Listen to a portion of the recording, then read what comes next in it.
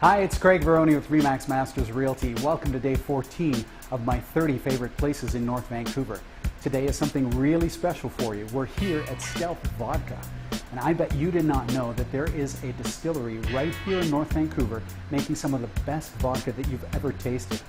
And today we're going to meet the owners, and they're going to give us an exclusive tour of the distillery and show us how they make this amazing vodka. So let's go check it out. My name is John Pocekovic, and I'm the president of this company. It is a family-owned and operated business, so essentially it's a pretty small, closed, tight-knit sort of business, and it's mostly family members that are involved. Stealth Distilleries had its beginnings in a product that was assembled actually outside of Chicago and then introduced into the Canadian marketplace by being imported as a product made in the U.S. And the reason for this is because it was impossible in those days to actually get a license and make your own product. I mean, even if you thought about it, it would be a joke, you'd get laughed out of the room. But these things have actually changed. In 2012, the provincial government changed some rules and allowed people like myself that were entrepreneurs bringing products in or thinking about making a local product to actually set up a distillery and make their own product locally and introduce it to the local marketplace. One of the requirements is, in this regard, is to have all local ingredients, and we do. We make two products, one with wheat, one with corn, and both of those base ingredients are grown right here in the Okanagan and Southeast region. I would like to introduce Randy Poulin, our master distiller. He is a recent graduate of UBC in engineering, and he's had some experience locally as well. So Randy, come on over here. Thanks, John. So Craig, let me take you on a little tour of our distillery.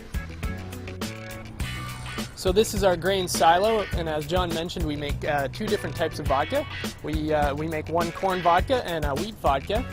This capacity is about 27,000 kilograms, so it actually helps us. It's on load cells, which allows us to load the grain directly into the mill using an auger, and we do not have to lift anything by hand. So it actually saves us quite a bit of work that way.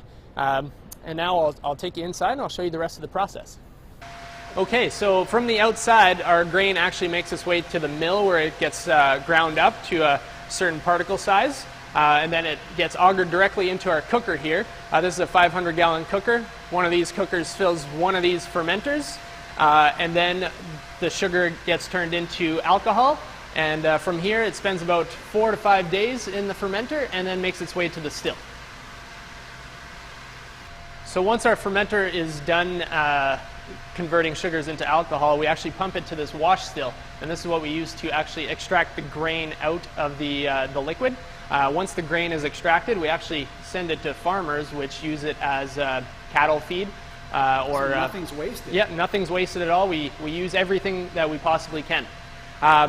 So again, one fermenter fills this one wash still. We run it through 3 times, and then once we have all the liquid extracted from the solids, we actually run it back through the wash still to boost that alcohol percentage a little bit more.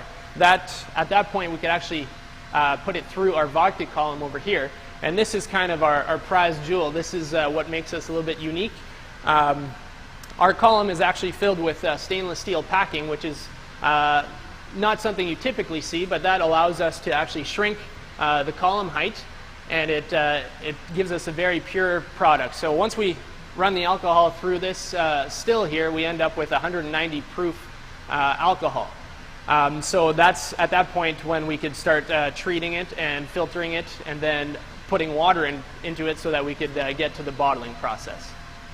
So once all the processing and polishing has taken place and we've cut our vodka down to 40% alcohol, we're then ready to bottle. From start to finish, this process takes about 2 weeks. So from the cooking process to the distilling to the bottling, it's about a 2-week period. On bottling day, we actually bring in a lot of friends and family. Since we are a family-run business, we rely on them as much as possible. We bring everyone in, and it's all done by hand. On this filler here, we do about 50 cases in a batch. And yeah, that's pretty much our whole process. Come visit us. We'd love to have you by. We'd show you around the distillery, have you taste some product, and just come hang out with us. Thanks a lot.